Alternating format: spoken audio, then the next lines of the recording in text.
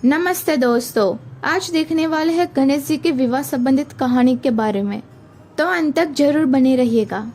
एक बार की बात है जब भगवान शिव और माता पार्वती आपस में बात कर रहे थे, तभी वहाँ भगवान गणेश जी आ जाते हैं। उन्होंने कहा, क्या बात है माताश्री, पिताश्री, आपने मुझे बुलाया? तब भगवान शंकर कहते हैं कि पुत्र गणेश, तुम्हारी माता तुम दोनों भाइयों के विवाह की चिंता कर रही है। वह चाहती है कि तुम दोनों भाइयों का विवाह शीघ्र हो जाए। गणेश जी ने कहा कि हे माताश्री, पिताश्री, आप मेरी ओर से बिल्कुल भी चिंता मत कीजिए। जिस कारण से मेरे माता पिता चिंता में पड़े हैं, वह कारण ही समाप्त कर देता हूँ। मैंने यह निर्णय कर लिया है कि मैं विवाह नहीं करूँगा। इतना कहकर भगवान गणेश वहाँ से चले जाते हैं। भगवान शिव ने पार्वती जी से कहा कि हे पार्वती, दुखी होने की कोई आवश्यकता नहीं है। सब कुछ समय पर छोड़ दो। समय अपने आप सब कुछ व्यवस्थित कर देगा और देखना, तुम्हारा पुत्र गणेश एक दिन विवाह के लिए अवश्य मान जाएगा। उधर भगवान गणेश वन में तपस्या करने के लिए चले जाते हैं। भगवान गणेश ध्यान मग्न थे। तभी वहाँ पर देवी तुलसी आ जाती है और भगवान गणेश जी के विचित्र रूप को देखकर वह बहुत प्रभावित होती है। वह साधना में लीन भगवान गणेश को ध्यान को भंग करने लगती है, जिससे भगवान गणेश का ध्यान भंग हो जाता है। तब गणेश जी ने कहा कि हे देवी, तुम कौन हो और यहाँ क्यों आई हो? मेरी ध्यान साधना में विघ्न उत्पन्न करके अच्छा नहीं किया तुमने।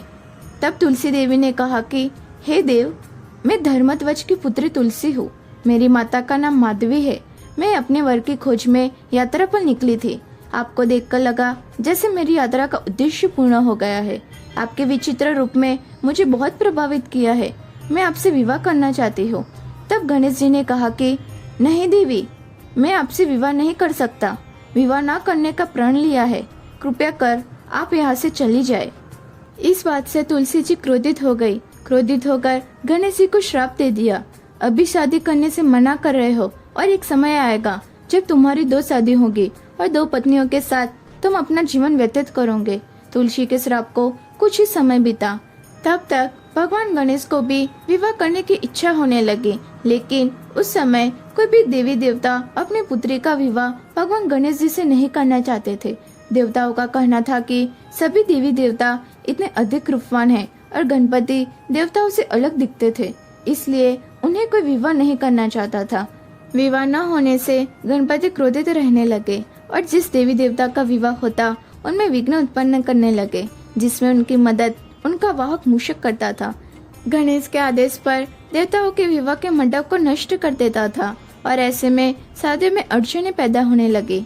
सभी देवी देवता घबरा गए और भगवान शिव और माता पार्वती के पास पहुंचे और वहां जाकर उन्होंने कहा कि हे प्रभु, गणपति को न जाने क्या हो गया है।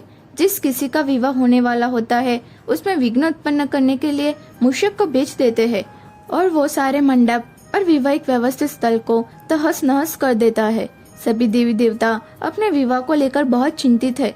तब शिव जी ने कहा कि इस समस्या का हल ढूंढने के लिए आपको ब्रह्मा जी के पास जाना होगा।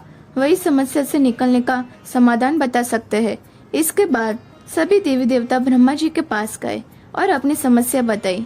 हे ब्रह्मा जी, कुछ कीजिए, अब आप ही समस्या का कोई समाधान बता सकते हैं। तब ब्रह्मा जी ने कहा कि आप सभी को घबराने की कोई जरूरत नहीं है। हर समस्या का समाधान अवश्य होता है।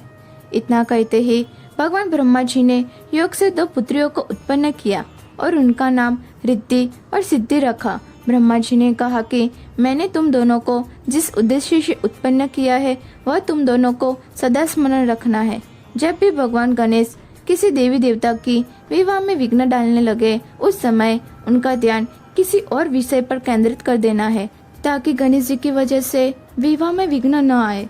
रिद्धि सिद्धि ने कहा, जी ब्रह्मदेव, हम आपकी इस बात को सदा स्मरण रखेंगे। आपने जो कार्य हमें करने के लिए उत्पन्न किया है, हम उस कार्य में अवश्य सफल होंगे। इसके बाद ब्रह्मा जी रिद्धि सिद्धि को लेकर भगवान गणेश जी के पास पहुँचे। ब्रह्मा जी ने गणेश जी से कहा कि मैं चाहता हूँ कि आप मेरी 2 बेटियाँ रिद्धि और सिद्धि को शिक्षा का ज्ञान दीजिए। गणेश जी ने कहा, ये तो मेरा अहोभाग्य है ब्रह्मदेव। ब्रह्मा जी के कहने पर भगवान गणेश रिद्धि और सिद्धि को शिक्षा देने लगे।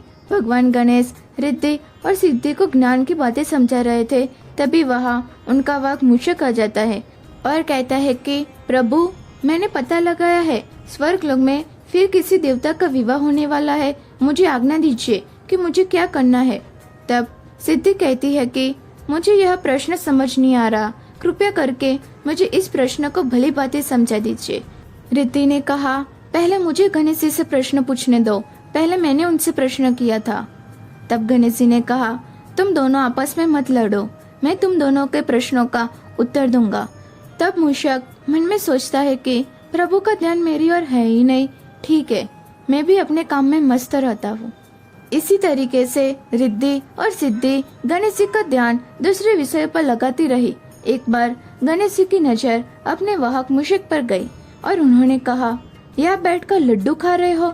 तुमने तो मैंने देवताओं का विवाह में विघ्न डालने का कार्य सौंपा हुआ था।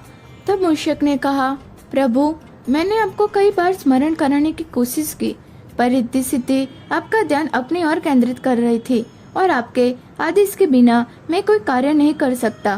प्रभु, इसी कारण सभी देवी देवता किसी विघ्न के बिना अपने विवाह को संपन्न कर रहे हैं। भगवान गणेश को ध्यान आया कि रिद्धि सिद्धि की बातों में लगकर सभी देवताओं का विवाह हो गया और वह अविवाहित रह गए, तो उन्हें अधिक क्रोध आया। इसका पता लगने पर भगवान ब्रह्मा जी रिद्धि सिद्धि के साथ गणेश जी के समक्ष प्रकट हुए।